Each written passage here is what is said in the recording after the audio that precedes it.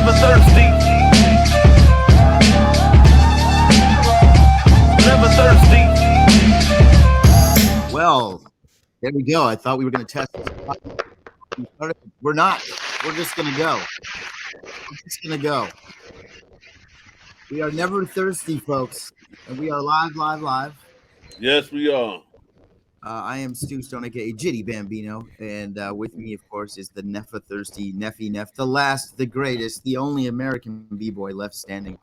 And of course, he's in New York. And in Dusseldorf, Germany, we have Mr. WireFang, the oddball producer. How are you, WireFang? Good, fam. We had an election. Your audio is terrible. So of all the people, WireFang was complaining about my audio, and he sounds like a transformer. Your audio has COVID. Oh, my goodness. But we're in Dusseldorf, and it's all good. Wow. Whoa. Sounds like a bad guy from like an evil droid from the Star Wars movies. You're like one of those like evil droids.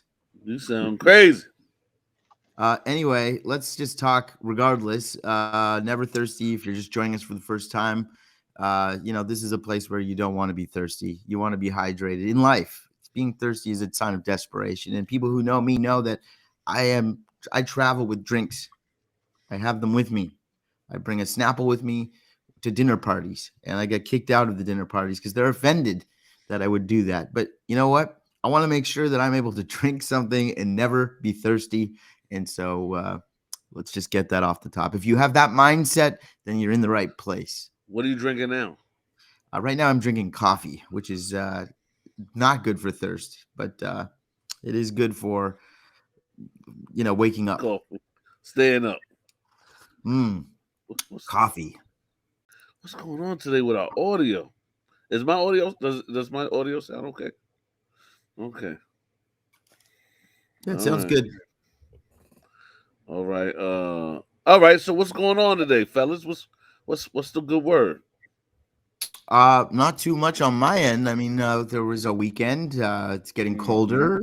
We're getting closer to pumpkin spice Halloween is here. Like you can already buy candy at the store.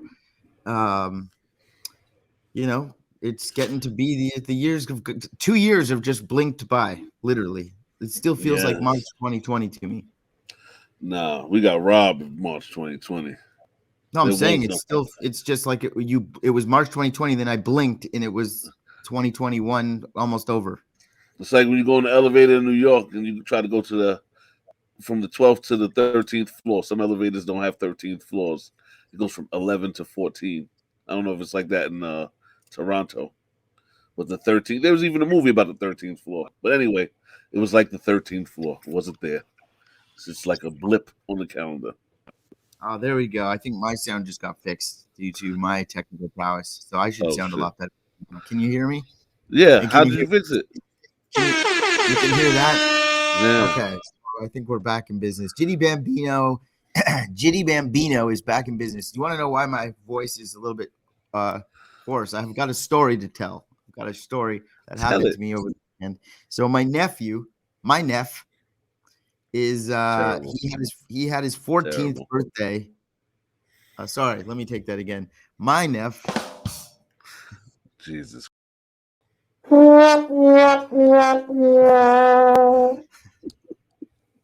My nephew, Sammy is his name. He had his 14th birthday party on Saturday night, the same night as the big UFC fights. So, he invited a bunch of his friends over, and all the parents and, me and his parents, we all went to somewhere else to eat dinner, and we came back to the house afterwards. And I guess, we had our own little party, not me specifically, but the people, my sisters were enjoying the festivities. And we came back there, and like these kids, like they were having a party, right? Anyway, so the UFC fight comes on, and the main event comes on, and my sister Dina looks at me and she kind of gives me this like the little Iggy, and she goes, "Hey, let's bet on this fight." And I'm like, "Sure." And she's like, I'm like, which fighter do you want to take? And so she's like, I don't know. And I'm like, okay, how about this? Watch the fighters come out. You pick which fighter you want, and I'll take the other one. And all the kids are like, whoa, hey, whoa. Kids are starting to gather around. They come out, and my sister's like, yeah, I don't like. She's like, the first guy's good looking, and my other nephew's like, no, you got to go with the champ. The champ's going to win. She's like, okay. Me and Noah, that's my other nephew. Me and Noah and Sammy, we're in on the champ, and I'm like, all right. And she goes, how much do you want to bet? And I'm like, what do you want to bet? She's like, 10 grand. And I'm like, thinking to myself, like, that's not going to be believable at all. But I'm like, all right, sure, let's go. And the kids are like, huh, what? My sister reaches in her pocket and pulls out $10,000 and puts it on the table. Oh, shit. Must have had this planned, you know? And everybody, all the kids are like, what? It's like, even I'm like, what is happening right now? And she's like, let's go. And I'm like, okay. And then the fight starts. And now all these kids are watching the fight as if, like, you know, $10,000 is on the line, and they can't believe it. And they're watching the fight, and the champ is kicking ass and winning. And I'm sitting on the thing. And then all of a sudden, my guy's like face is broken, right? Ortega. If anyone watched the fight, he got his face pounded in, pardon my French.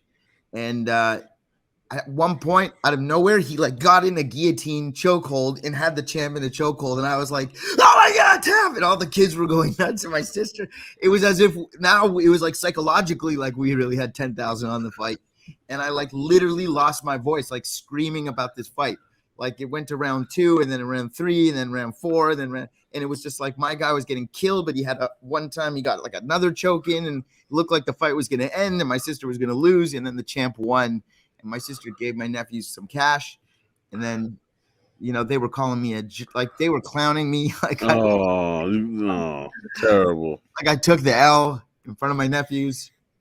And it's all good. Like those kids are gonna remember that forever. Like they're gonna tell that story of the time that, you know, Sammy's aunt Uncle Stu's man got dropped. Yeah, and like the money on the table, and like it just gave my nephew's birthday party such an incredible story that'll stay with these kids. Because I remember fighting.